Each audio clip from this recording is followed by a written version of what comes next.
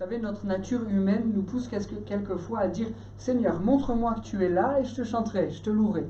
Mais Dieu nous demande souvent de faire l'inverse. « Chante-moi, crois que je suis là et je me manifesterai à toi ». C'est ce que nous voulons faire ce matin, chanter parce que nous savons que Dieu est là. Il nous en fait la promesse, nous le croyons, il est présent dans ce lieu et il voudra bénir nos cœurs et nos vies.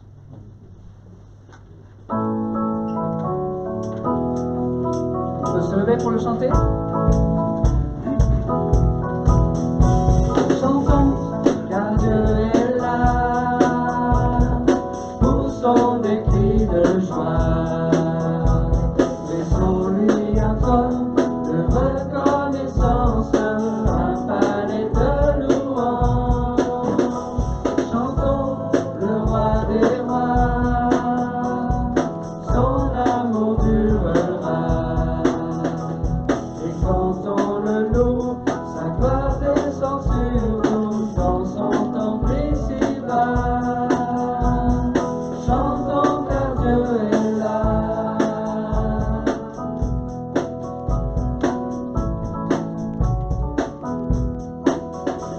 Jésus demeure au milieu de son peuple quand il vient le louer.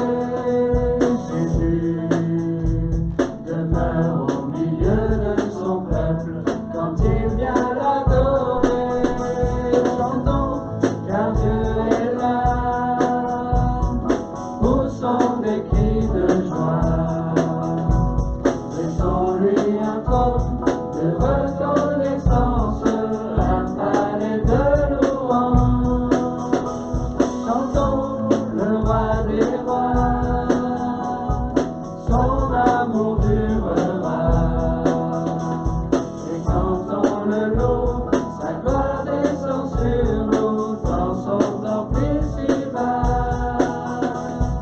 Chantons car Dieu est là.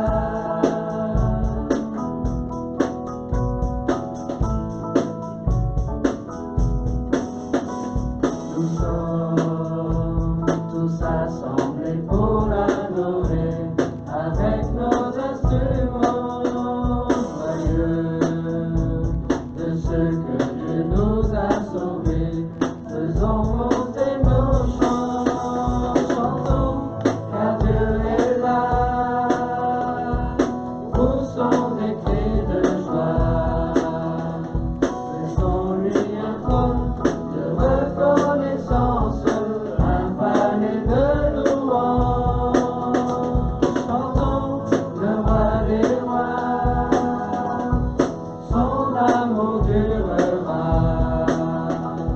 Et quand on le loue, sa gloire descend sur nous dans son temple ici-bas.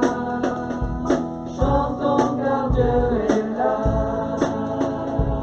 Chantons car Dieu est là.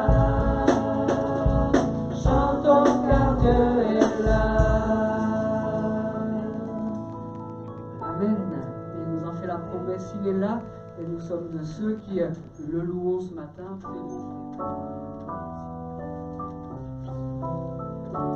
Fais monter vers ton roi des clameurs de joie, que ta voix s'élève et chante Alléluia.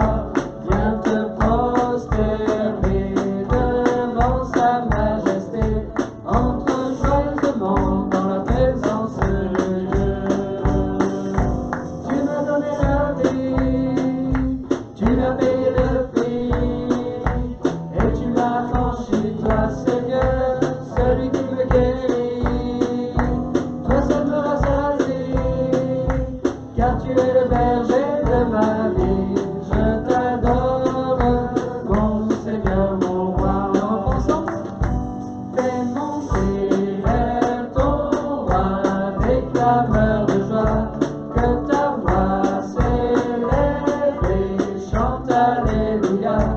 Viens te prosterner devant sa majesté, entre joyeusement dans la présence de Dieu. Tu m'as donné la vie, tu as payé le prix, et tu m'as franchi, toi Seigneur, celui qui me guérit.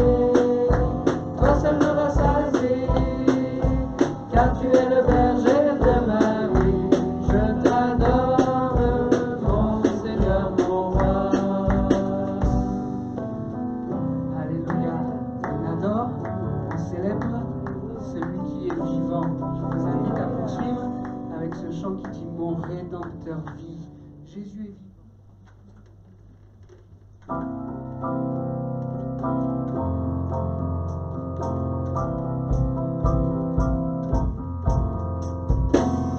Jésus a sauvé mon âme, son sang a couvert mes péchés, je le crois. C'est ma foi. Il a effacé ma honte. Je suis guéri en son nom, je le crois. C'est ma foi. Je veux proclamer, oh, Jésus a vaincu la mort, mon Rédempteur vit, mon Rédempteur vit, mon Rédempteur vit, mon Rédempteur vit. Jésus a sauvé mon âme. Jésus a sauvé mon âme, son sang a couvert mes péchés, je le crois. C'est ma foi. Il a effacé ma honte. Je suis guéri en son nom, je le crois. C'est ma foi. Je veux proclamer, oh, Jésus a vaincu la mort, mon Rédempteur vit, mon Rédempteur vit, mon Rédempteur vit, mon Rédempteur vit. Tu prends mon fardeau, tu me relèves, je danserai sur les sommets pour saluer ton rêve.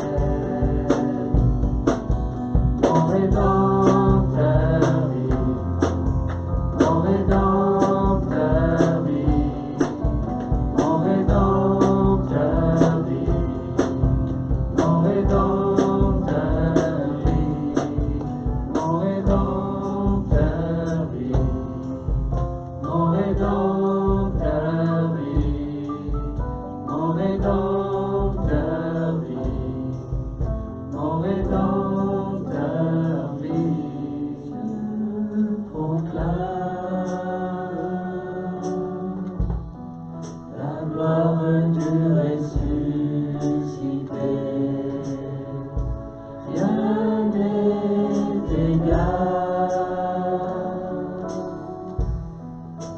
à la bonté du Seigneur. À jamais il sera l'agneau sur le trône. Je fléchis le genou pour l'adorer lui seul. Je veux chanter la gloire du ressuscité. L'agneau immolé nous a rachetés pour Dieu. À jamais il sera l'agneau sur le trône. Je fléchis le genou pour l'adorer toi seul. Les cieux proclament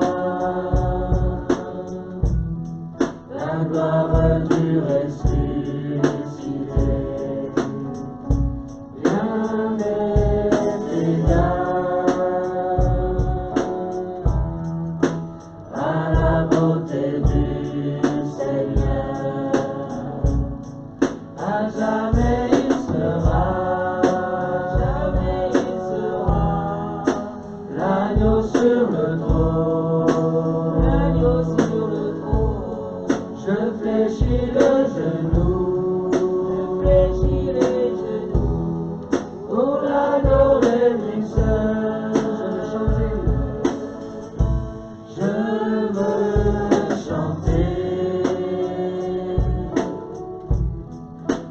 soir tu ressuscitais, l'agneau immolé nous a rachetés pour Dieu. À jamais tu seras l'agneau sur le trône. Je fléchis le genou pour t'adorer toi seul. Tu seras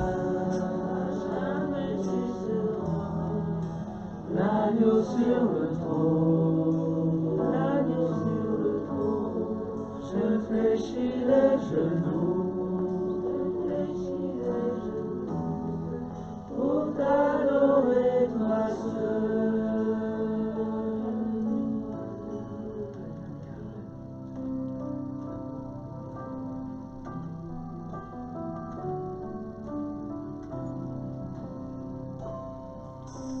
Me voici ébloui devant ta face, libre par le don de ta grâce. Me voici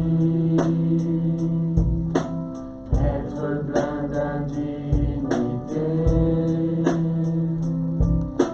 mais par la foi justifié. J'ai trouvé l'amour incomparable et bien, car tu t'es dépouillé pour te sacrifier.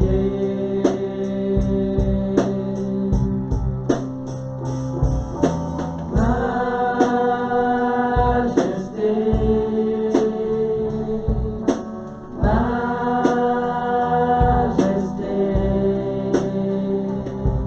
ta grâce m'a fait tel que je suis, sans valeur mais pour toi perle de prix.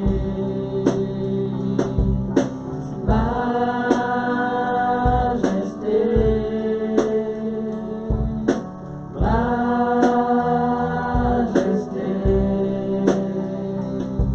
par ton amour je suis transformé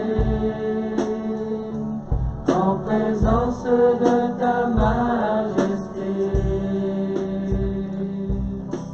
Me voici ébloui devant ton amour. J'accorde le pardon en retour. Me voici, tu désires me combler, m'assurer de ta sainteté. J'ai trouvé l'amour incomparable et bien, car tu t'es dépouillé pour te sacrifier.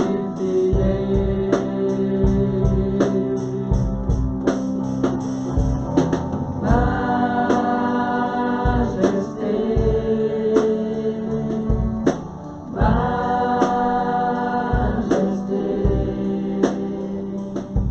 ta grâce m'a fait tel que je suis, sans valeur mais pour toi perle de prix. Majesté,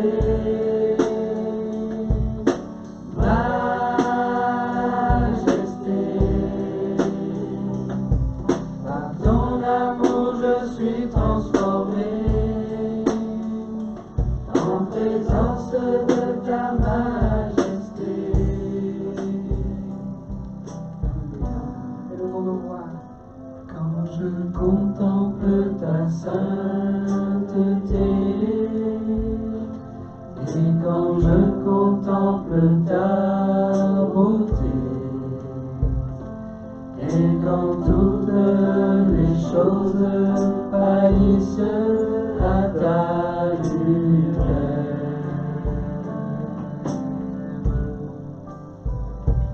quand j'ai trouvé la joie près de ton cœur, quand je m'enveloppe de ton amour, et quand toutes les choses faillissent à ta lumière, oh je t'adore, oui je t'adore.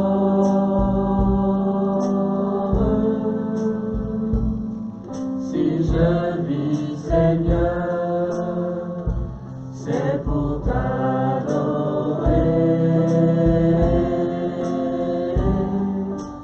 Oh, je t'adore, oui, je t'adore.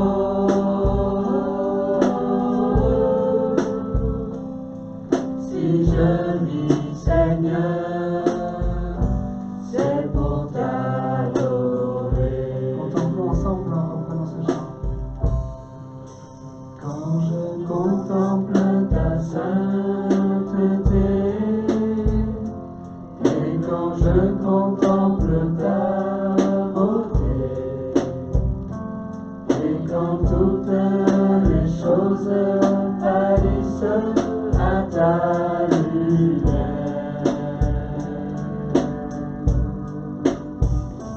quand j'ai trouvé la joie près de ton cœur, quand je m'enveloppe de ton amour, et quand toutes les choses pâlissent à ta lumière, oh je t'adore, oui je t'adore.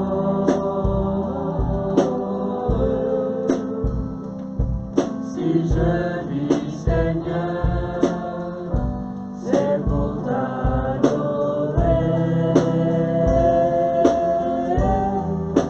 Oh, je t'adore, oui, je t'adore. Si je vis, Seigneur, c'est pour t'adorer.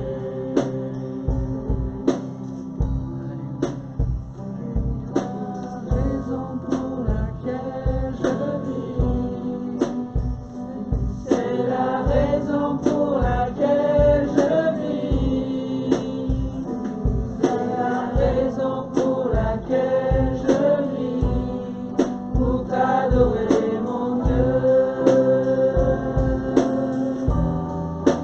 C'est la raison pour laquelle je vis, c'est la raison pour laquelle je vis, c'est la raison pour laquelle je vis, pour t'adorer mon Dieu. Alléluia, alléluia, alléluia.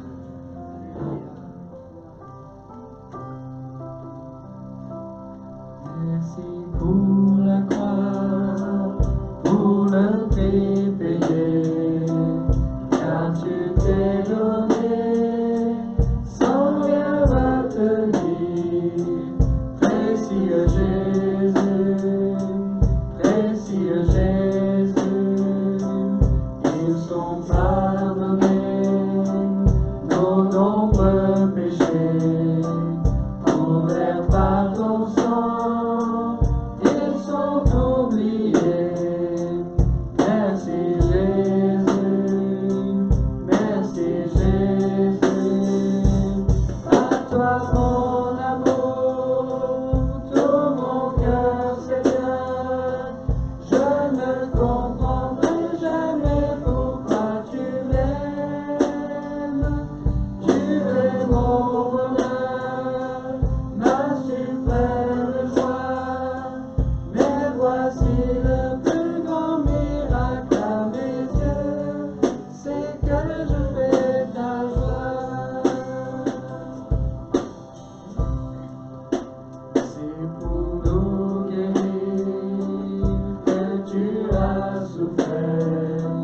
Tu as pris nos peurs, donné ton amour. Précieux Jésus, précieux Jésus, tout est accompli. Tu as triomphé, tu peux nous sauver, c'est parfaitement.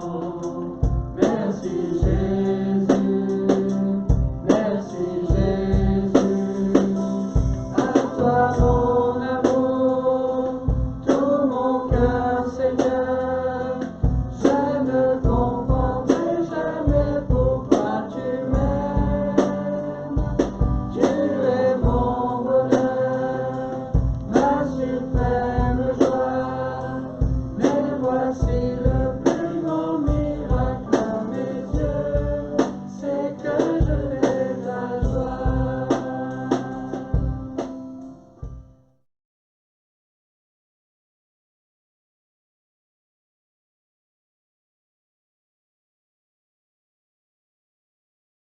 On va maintenant ouvrir la parole de Dieu et je vous invite à le faire dans le livre de l'Exode au chapitre 40 et au verset 34.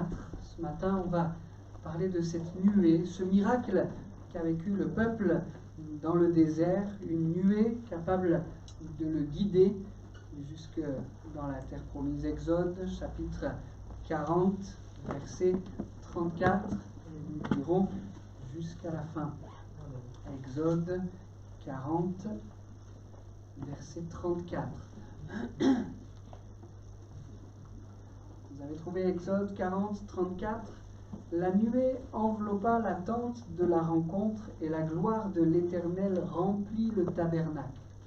Moïse ne pouvait plus pénétrer dans la tente de la rencontre parce que la nuée reposait sur elle et que la gloire de l'Éternel remplissait le tabernacle. Pendant toute leur pérégrination, c'est quand la nuée s'élevait de dessus le tabernacle que les Israélites se mettaient en route.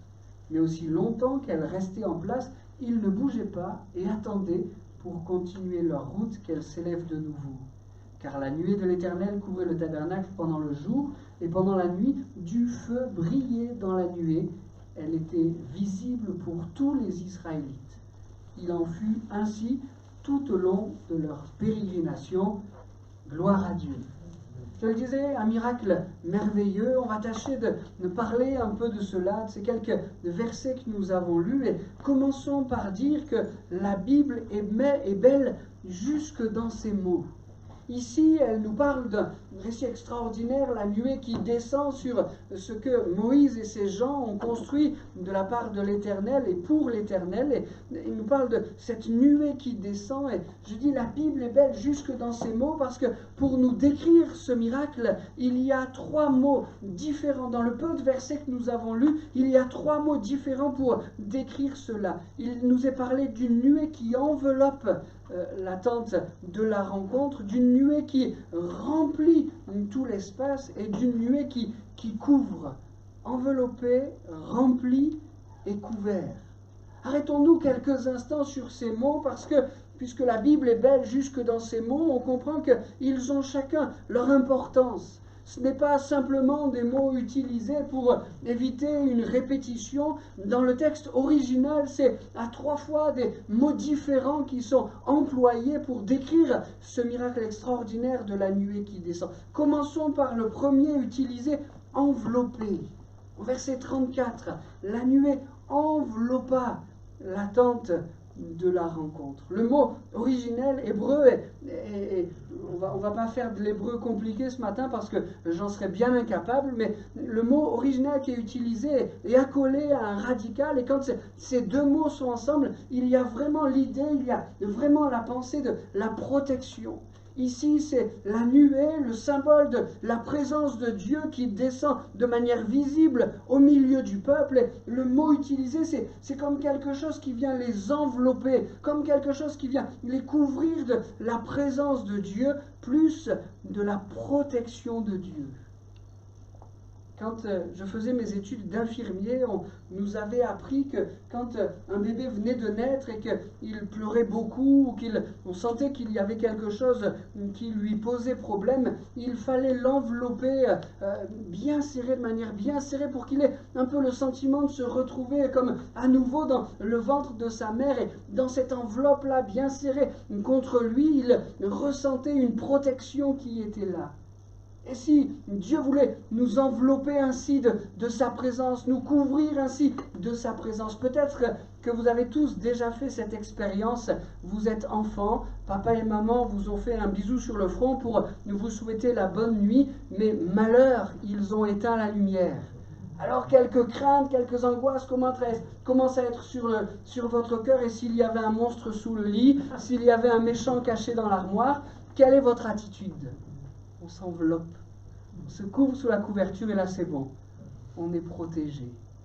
Et si Dieu voulait faire cela avec nous encore ce matin, et si le témoignage de cette nuée qui est descendue de manière visible aux yeux de tout le peuple voulait à nouveau descendre sur nous, nous envelopper comme nous sommes, nous envelopper avec nos craintes, non plus celles d'enfants, mais celles d'adultes qui veulent encore s'installer dans nos cœurs, laissons-nous ainsi envelopper de la présence de notre Dieu. Je ne sais pas si ça vous est déjà arrivé de vivre cette expérience de la présence de Dieu. Ça semble tellement fort qu'on a l'impression qu'il nous enveloppe. On a l'impression que si on ouvre les yeux, on va le voir d'une manière physique. Il est là. Seigneur, nous voulons vivre ces choses encore et encore. Ce matin, que ta nuée descende sur nous. Viens nous envelopper de ta présence. Fais-nous rendre ta présence presque palpable. Voilà ce qui saura, dans toutes nos circonstances, nous rassurer. Nous voulons nous cacher sous ta protection. Elle est belle, elle est glorieuse, et nous en avons besoin. Amen. Le deuxième mot utilisé pour décrire ce miracle, c'est rempli. C'est dans la deuxième partie du verset 34.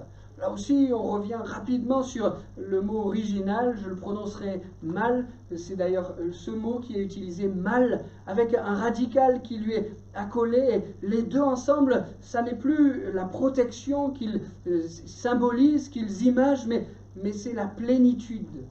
La nuée est venue remplir, inonder chaque recoin de cette tente que le peuple avait construit pour la gloire de Dieu. Peut-être pour expliquer un peu ce qui est décrit là, on peut utiliser l'image du brouillard.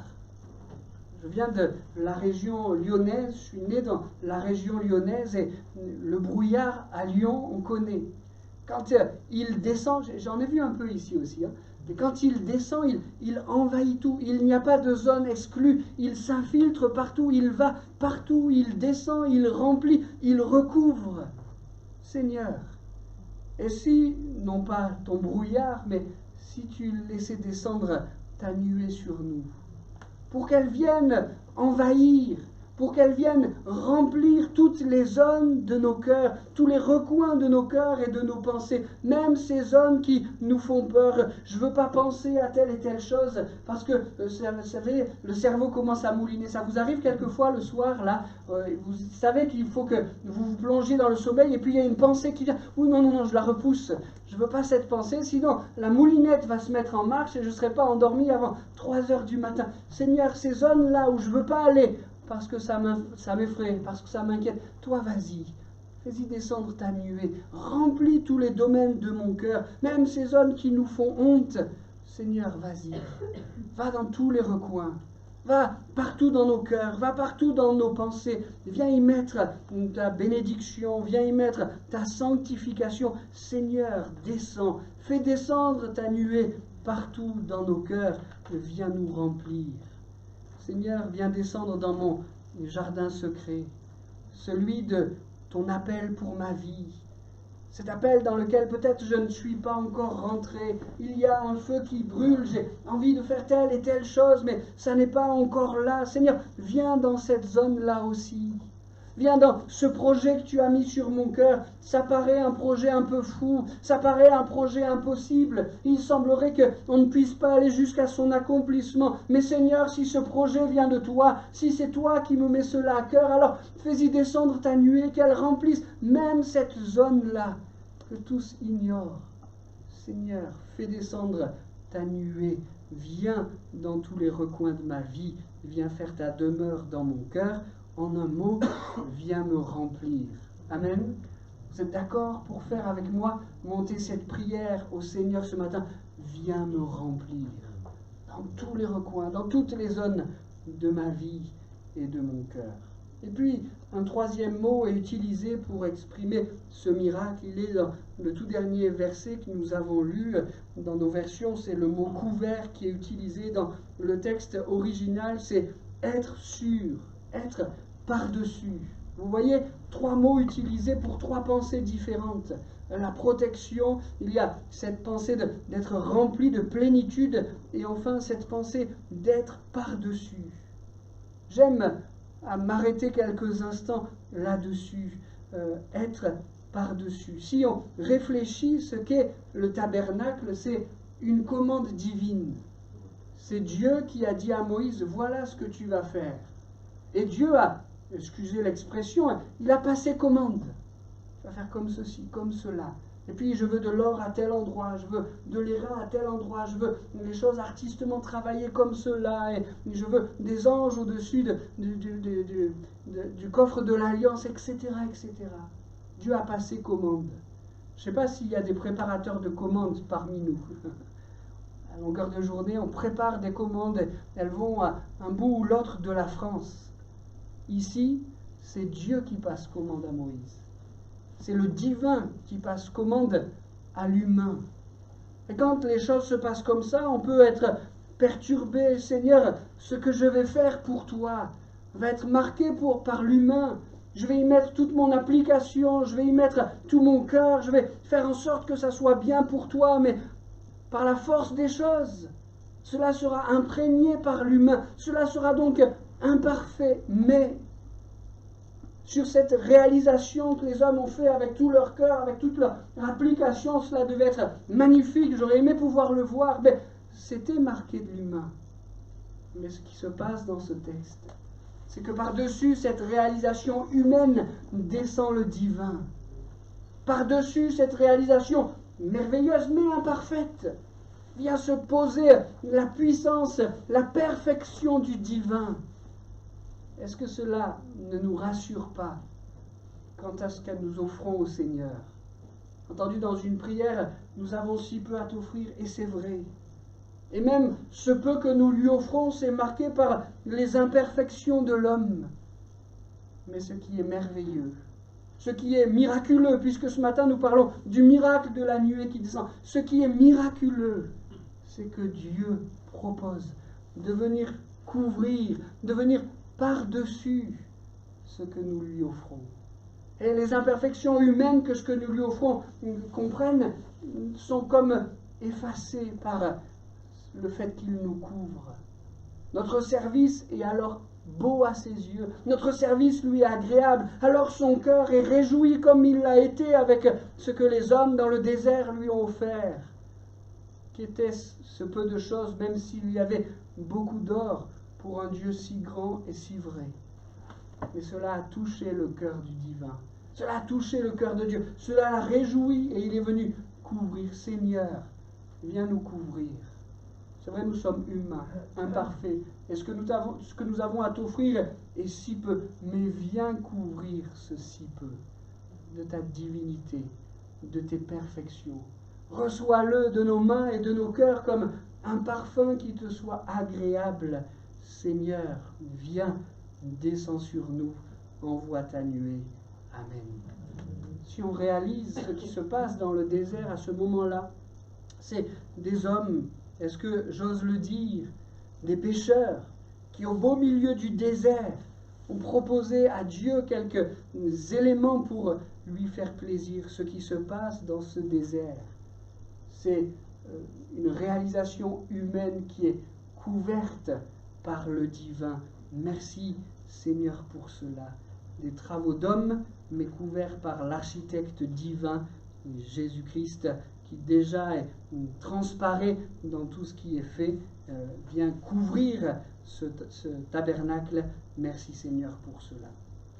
Quand on réalise ce passage, on a parlé de ces 3 mots utilisés pour décrire ce beau miracle, on peut parler maintenant de cet enseignement de la gloire qui remplit le tabernacle. Arrêtons-nous quelques instants sur cette pensée, la gloire de Dieu qui descend de manière visible pour remplir le tabernacle. Je vois derrière cette idée, derrière cette pensée, cette réalisation, 3 enseignements. Dans les quelques versets que nous avons lus, on voit 3 choses dans cette gloire qui remplit le tabernacle. La première, c'est on voit la sainteté de Dieu.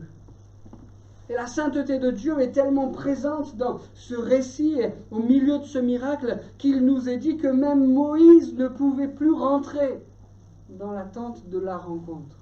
Pourtant, c'est de ce même Moïse qu'il était dit qu'il parlait à Dieu face à face, comme on parle à un ami.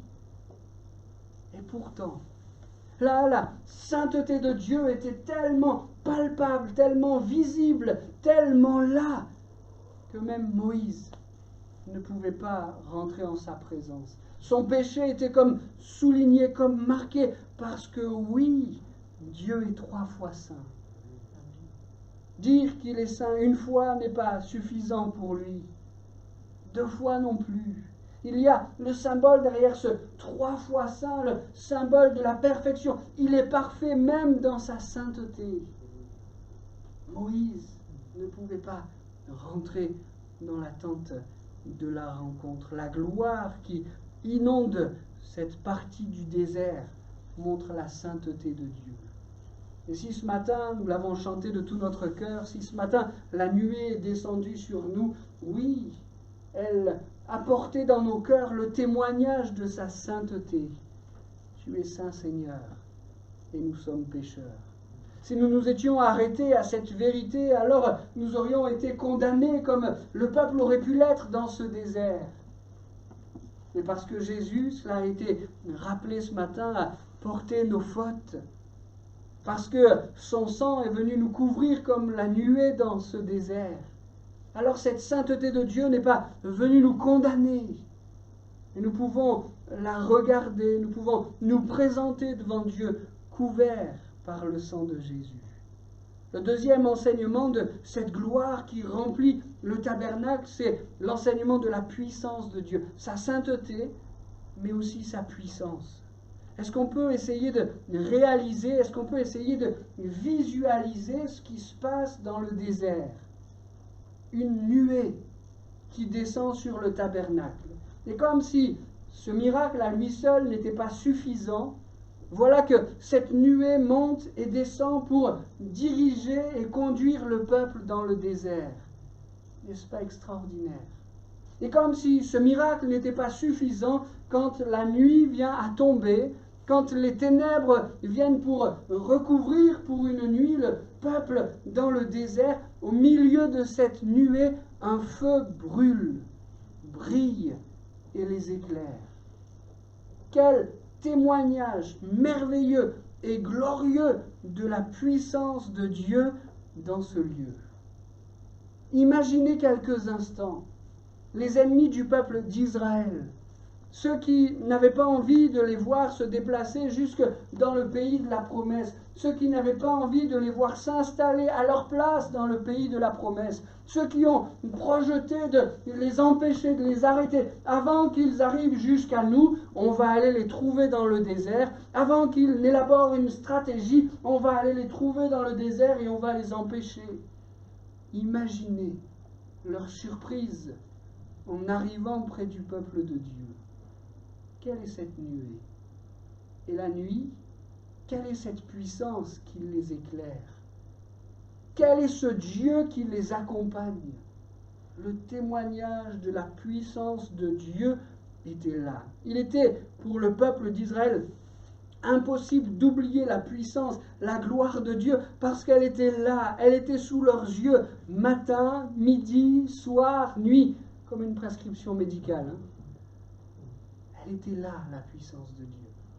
Et pourtant, pour nous qui connaissons ces textes de l'Ancien Testament, on sait qu'à de nombreuses reprises, le peuple d'Israël a oublié qu'il avait avec lui un Dieu puissant. Plusieurs fois, le peuple a craint, plusieurs fois, le peuple s'est à tort inquiété. Ne sommes-nous pas un peu comme cela? Seigneur, quand il nous arriverait d'oublier que le Dieu puissant nous accompagne, montre-nous encore ta nuée. Donne-nous de lever les yeux le matin, le soir, la nuit, vers cette nuée qui nous rappelle, qui nous présente ta puissance et ta gloire.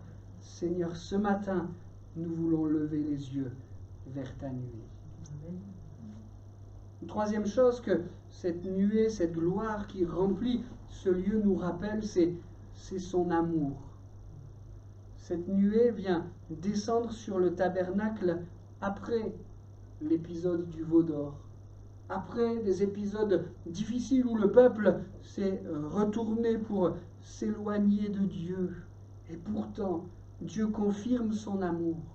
Et pourtant, Dieu accorde encore cette nuée. Dieu se présente encore à eux et leur fait cette grâce, le symbole de son amour. Seigneur, nous voulons jamais oublier que tu nous aimes. Merci de nous avoir aimés le premier, mais merci de nous aimer encore, malgré nos défauts, malgré nos chutes. Pardon pour les fois où nous tombons, où nous trébuchons. Merci de nous aimer encore. Merci de nous accorder encore ton pardon. Merci de nous accorder encore ta nuée. Amen. Amen. Il y a dans ce passage un troisième enseignement. On a parlé de ces trois mots utilisés pour décrire ce miracle. On a parlé bien sûr de cette puissance, cette gloire qui remplit le tabernacle. Une troisième chose sur laquelle je voudrais m'arrêter, c'est sur le miracle de la direction divine. On a lu au verset 36 et 37, pendant toute leur pérégrination, c'est quand la nuée s'est levée de dessus le tabernacle que les Israélites se mettaient en route, mais aussi longtemps qu'elle restait en place, ils ne bougeaient pas et attendaient pour continuer leur route qu'elle s'élève de nouveau. Je ne sais pas comment vous réagissez quand vous lisez cela. Il peut nous arriver de dire, je vais le dire différemment, il peut nous arriver d'envier ces gens. Oh, c'était facile pour eux de discerner la volonté de Dieu. Ils n'avaient pas à chercher, à réfléchir, à passer beaucoup de temps en disant « Est-ce que Dieu veut que je prenne telle ou telle direction ?»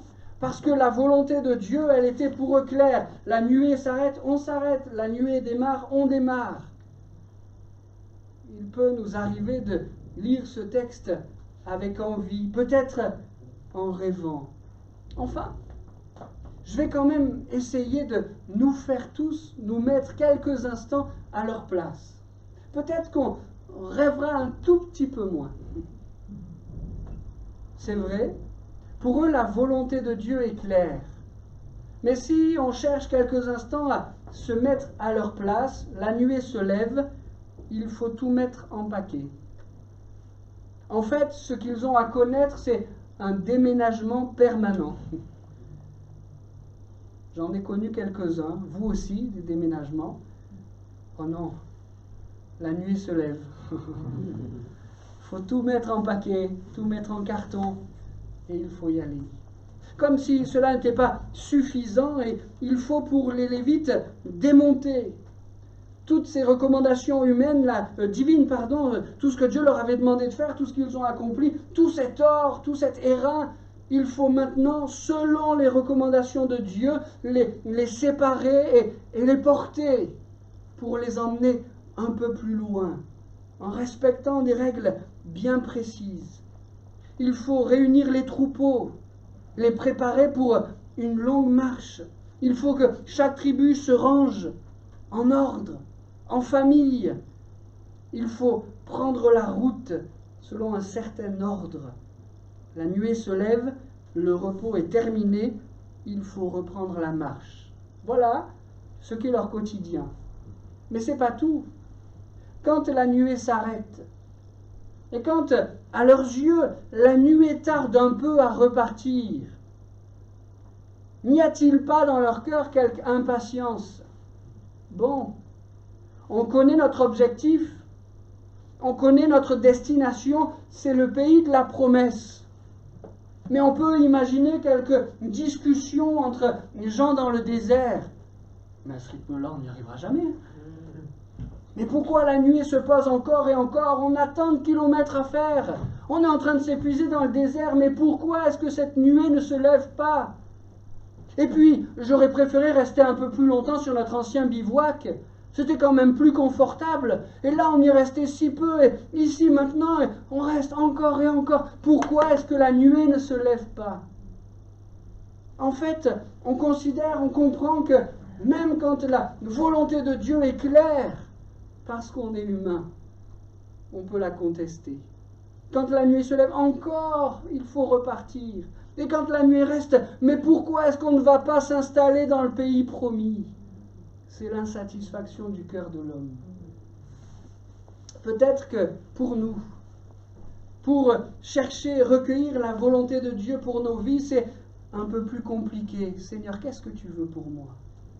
Est-ce que la décision que je m'apprête à prendre est la bonne? Est-ce que c'est ça que tu veux pour moi? Peut-être que pour nous, c'est un peu plus difficile que pour eux. Mais le Seigneur sait nous diriger, nous conduire. Il a su le faire de manière miraculeuse pour ces gens dans le désert. Il saura le faire au moyen de sa parole pour nous, au moyen des dons spirituels, au moyen des discussions avec des frères, des sœurs établis dans la pensée de Dieu, dans le Seigneur. Il saura nous guider, il saura nous conduire. N'envions pas les uns et les autres à qui on a le sentiment que Dieu leur parle de manière plus précise qu'à nous, mais fléchissons les genoux en disant, Seigneur, 1, je cherche ta volonté, 2, je l'accepte. Si la nuée se lève, je me lèverai. Si elle s'arrête plus longtemps que ce que je voudrais, j'attendrai. Parce que je sais que ce que tu veux pour moi, c'est ce qui est bon, c'est ce qui est agréable et c'est ce qui est parfait. Amen. Nous pouvons, dans la paix, peut-être avec moins de stress que dans le désert, nous pouvons, dans la paix, chercher la volonté de Dieu. Nous voulons le faire toujours, Seigneur, chercher ta volonté sans jamais la contester. Amen. Arrêtons-nous maintenant quelques instants sur un grand mot. Je n'ai pas dit un gros mot, je dis un grand mot. Pérégrination. Ce n'est pas facile à dire. Il m'a fallu le dire plusieurs fois. Et vu qu'on s'apprête à rentrer dans un point qui porte ce nom, je risque de devoir le dire encore. J'ai cherché ce que ça voulait dire exactement dans le dictionnaire. Déplacement incessant en de nombreux endroits. Pourquoi? On l'a entendu tout à l'heure, nous avons des pourquoi que nous adressons au Seigneur. Seigneur, pourquoi? Pourquoi toutes ces pérégrinations? Ne pouvais-tu pas conduire ton peuple directement au pays de la promesse? Même à l'époque, sans GPS, ils savaient faire. Ils savaient quelle route utiliser pour, en quelques jours, arriver à destination. Seigneur, pourquoi? Pourquoi ces pérégrinations? Il y avait un seul objectif, et pourtant, le pays promis, en bien des moments, leur semblait loin. Quand arrivé près d'un lieu où, enfin, de l'eau, elle est impropre à la consommation. Seigneur, pourquoi? Pourquoi tu nous emmènes ici? Ne savais-tu pas que l'eau n'était pas bonne pour nous? Si, il le savait. Mais il voulait la rendre bonne aux yeux du peuple, par un miracle glorieux. Seigneur, pourquoi tu nous emmènes dans ce lieu? Il n'y a pas d'eau, il n'y a plus d'eau dans nos réserves. Je vous emmène ici parce que je veux que de vos yeux, vous puissiez voir l'eau sortir du rocher.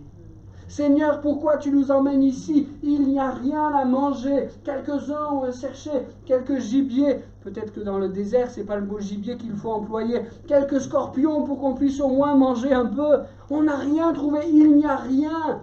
C'est le désert du désert. Pourquoi tu nous emmènes ici? parce que je veux vous nourrir de telle et telle manière glorieuse, la manne et encore bien d'autres circonstances avec lesquelles le Seigneur a nourri son peuple dans le désert. Seigneur, pourquoi ces pérégrinations? Dans ce désert, au milieu des pérégrinations, le peuple avait au moins deux choses auxquelles il pouvait se rattacher. Il y en avait d'autres, mais puisqu'on cherche à s'attacher à la nuée, parlons de ces deux choses, la nuée et le feu, auxquels le peuple pouvait se rattacher pendant leur pérégrination. Alors qu'il y avait ces pourquoi. Pourquoi tel endroit? Pourquoi le chemin est long? Pourquoi cela dure, etc., etc. Ils pouvaient se rattacher à cette vérité, celle que nous avons chantée de tout cœur ce matin. Dieu est là. Pourquoi on est là, Seigneur, on ne le sait pas. Pourquoi cette épreuve du désert? Pourquoi cette situation? On ne l'explique pas. Mais ce que l'on sait, Seigneur, c'est que tu es là avec nous. Nous voyons la nuée. Nous te voyons au milieu de nous. Nous te savons avec nous. Nous comprenons le miraculeux de la situation qui est la nôtre. Ta nuée est là. Et c'est suffisant pour me redonner courage. Est-ce qu'on peut essayer de réaliser ce qu'était le quotidien de l'époque? Les peuples qui n'avaient pas le vrai Dieu pour Seigneur s'en étaient fabriqués des dieux en bois, pour ceux qui avaient un peu plus de moyens, couverts de métaux précieux. Et ils posaient cela au milieu de la maison, au milieu de la ville, au milieu du village. Et ils priaient ce Dieu qu'ils s'étaient fabriqué. Et ils passaient leur vie à essayer de trouver dans les circonstances de leur quotidien ce qui aurait pu être une réponse de leur Dieu. Est-ce que ça pourrait être Dieu qui a entendu notre prière? Notre Dieu avec un petit d, vous me suivez? Est-ce que ça pourrait être Dieu qui a entendu, notre Dieu qui a entendu cette prière? Non, il ne semble pas. Certainement le fruit du hasard. Et ils cherchaient tout au long de leur jour, tout au long de leur vie, à interpréter un signe qui pouvait leur montrer que leur Dieu les avait entendus. Cela était vain. Pour le peuple du vrai Dieu, ils avaient tous les jours, sous leurs yeux, la manifestation concrète de la présence de Dieu au milieu d'eux par le miracle de la nuée. Les peuples alentour cherchaient à interpréter un signe pour montrer que Dieu était là. Le peuple d'Israël l'avait tous les jours devant les yeux. Est-ce que c'est pas merveilleux? On peut lire rapidement ce témoignage de cette nuée qui descend et vite passer à autre chose, mais on peut aussi comprendre le miracle qu'était leur quotidien. Quand il y avait un coup de moins bien, quand il y avait une difficulté sur leur chemin, Dieu est là, je le vois dans la nuée. Je le vois la nuit dans le feu. Dieu est là avec nous. Merci Seigneur pour cette grâce. Merci de ce que nous servons le vrai Dieu. Merci de ce que notre foi est appuyée sur un Dieu qui voit, un Dieu qui entend, un Dieu qui parle, un Dieu qui agit, un Dieu qui est près de nous. Merci Seigneur pour cela. Et quand au milieu de nos pérégrinations, au milieu de nos voyages incessants dans cette vie ici-bas, il nous arriverait d'oublier que Dieu est là, nous voulons plonger nos regards dans la nuée, dans sa parole. Nous voulons lever les yeux vers le ciel et par la foi le voir. Il est là, il est avec nous. Et cela est suffisant pour me donner de continuer ma marche, même dans le désert, jusqu'au jour où j'atteindrai le lieu de la promesse. Amen. Que nous puissions voir la présence de Dieu dans notre quotidien. Quand nous sommes en course, il est là. Quand nous sommes en entretien d'embauche, si nous l'invitons, il est là. Il peut nous aider, il peut nous soutenir. La parole de Dieu, le Nouveau Testament dit même que quand nous irions même devant les tribunaux à cause de notre foi, nous n'avons pas à nous inquiéter de ce que pourra être notre défense parce qu'il sera là. Il est là, partout où nous sommes, si nous lui demandons de nous accompagner. Il est là dans nos rendez-vous médicaux, même quand ce sont de mauvaises nouvelles qui nous sont annoncées. Il est là. le miracle de sa présence dans notre quotidien. Cette nuée est là, donc Dieu est là. Amen. La deuxième chose à laquelle le peuple pouvait se rattacher dans leur pérégrination, la première, on l'a dit, c'est la nuée. La deuxième, c'est le feu. Permettez-moi, il faut que je termine bientôt, mais permettez-moi de m'arrêter quelques instants encore sur ce miracle. La nuit, le feu brillait dans la nuée. Le peuple d'Israël avait inventé, c'est Dieu qui l'a fait, mais le peuple d'Israël avait inventé avant l'heure l'électricité et sans fil. Ils n'avaient pas déroulé une grande rallonge depuis l'Égypte là pour éclairer leur chemin, même pendant la nuit, non. Un feu brillait, un feu resplendissait au milieu de la nuit. Tous les soirs, alors que les ténèbres venaient les envahir, la nuit était repoussée par la gloire de Dieu. Cela ne se faisait pas à force de grands combats, cela ne se faisait pas à force de grandes prières, à force d'efforts extrêmes, mais cela se faisait par la grâce de Dieu. Il était impossible que les ténèbres l'emportent sur la lumière. Cette vérité est valable pour nous encore aujourd'hui. Amen. Seigneur, je ne veux pas laisser venir les ténèbres couvrir ta lumière. Si je cherche ta présence, si je cherche ta lumière, si je cherche ton contact, les ténèbres reculeront. Si par contre je m'éloigne de cette lumière, les ténèbres m'envahiront. Seigneur, je veux me tenir tout près de toi. Je veux me tenir dans ta présence. Je veux me laisser éclairer par toi. Et si en certaines circonstances, les ténèbres voudraient venir me couvrir, je veux chercher. Je veux aspirer à ta lumière. Je veux me tenir près de ta lumière.